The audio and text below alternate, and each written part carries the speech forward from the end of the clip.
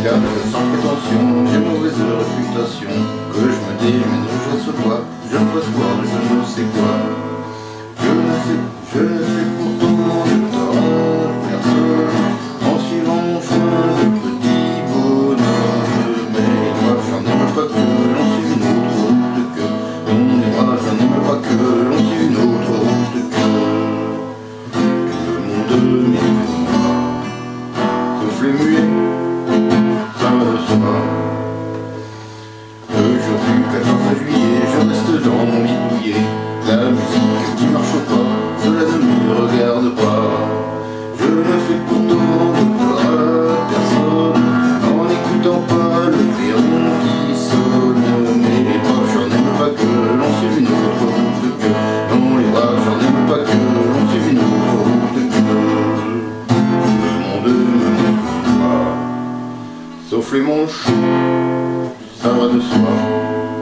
Tout d'abord, je demande pardon au grand Georges Brassens pour massacrer ainsi ces chansons avec ma voix de casserole et ma guitare mal accordée. Mais c'est le meilleur moyen que j'ai trouvé pour placer ma voix avant de faire une vidéo. Et puis ça fait une intro originale. Aujourd'hui, je commence une série de vidéos qui va vous raconter les fabuleuses histoires du sous-chef. Il y a très longtemps que j'ai envie de faire ça, mais j'hésitais sur le format à utiliser. J'ai essayé plusieurs trucs. Mais ça n'allait pas.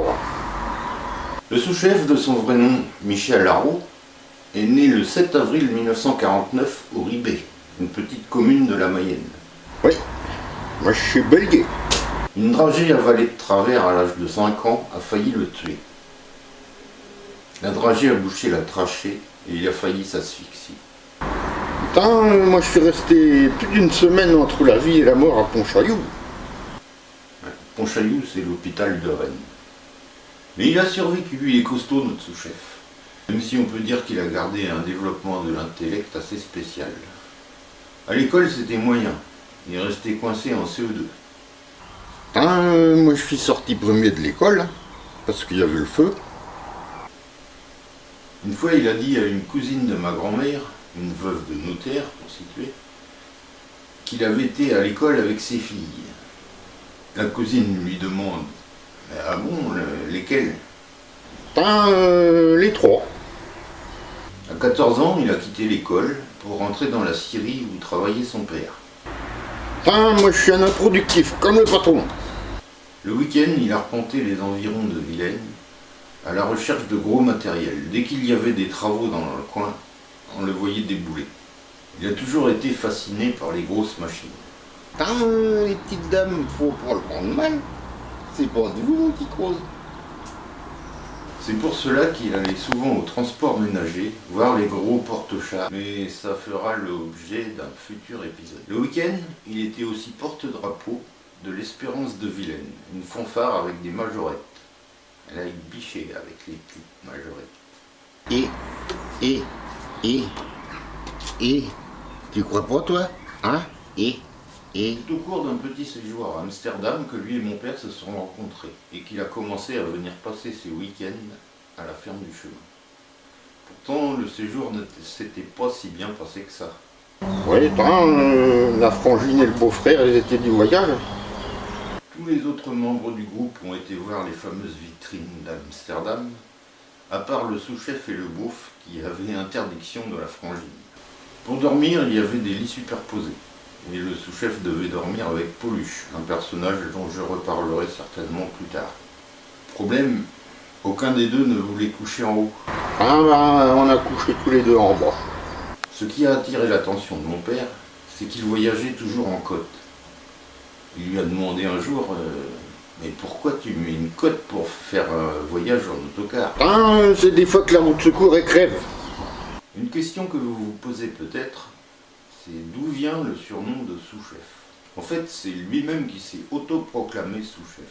Un jour, mon oncle arrivant à la ferme lui demanda « Il est pas là le chef ?» Non, le chef il est pas là, mais moi je suis le sous-chef. Et le surnom est resté. Un autre jour, un livreur cherchait Michel Haraud à Madrid. Il a fait presque tout le bourg sans résultat. Même la patronne du café, la Michel, ne savait pas qui était Michel Haro.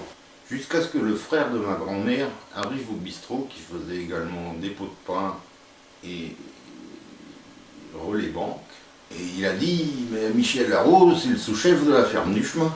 Claude, le mari de la Michel, était très étonné, parce qu'il connaissait bien le sous-chef, mais il ne savait pas son vrai nom. Ah, si ça vous a plu, n'hésitez pas à mettre le pouce vers le haut, hein. Et puis à partager cette vidéo, hein. Il y en aura sûrement d'autres. Hein. Bon ben moi je vous laisse, hein. Je vais vraiment m'en débroussailler.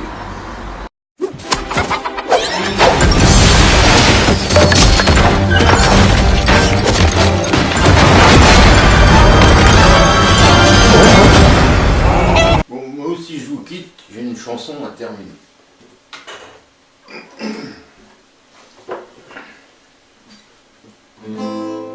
Quand je vois un voleur malchanceux, suivi par un cultéreux, je lance la patte et pourquoi le taire, le cultéreux se couche par terre.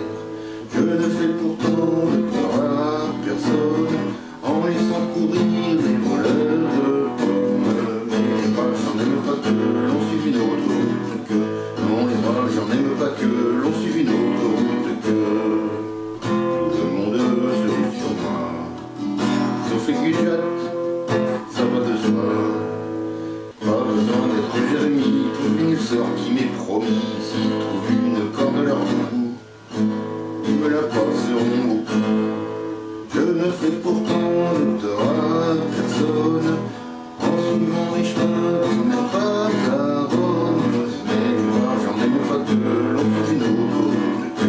Non, les braves, j'en aime pas que l'on suive une autre route que. On viendra me voir pondre, sauf les aveugles, bien entendu. Bon ben voilà, je suis assez content de cette petite vidéo, même si elle aurait été plus drôle avec la participation du vrai sous-chef. Mais je ne désespère pas de le faire apparaître en vrai dans une future vidéo. A bientôt!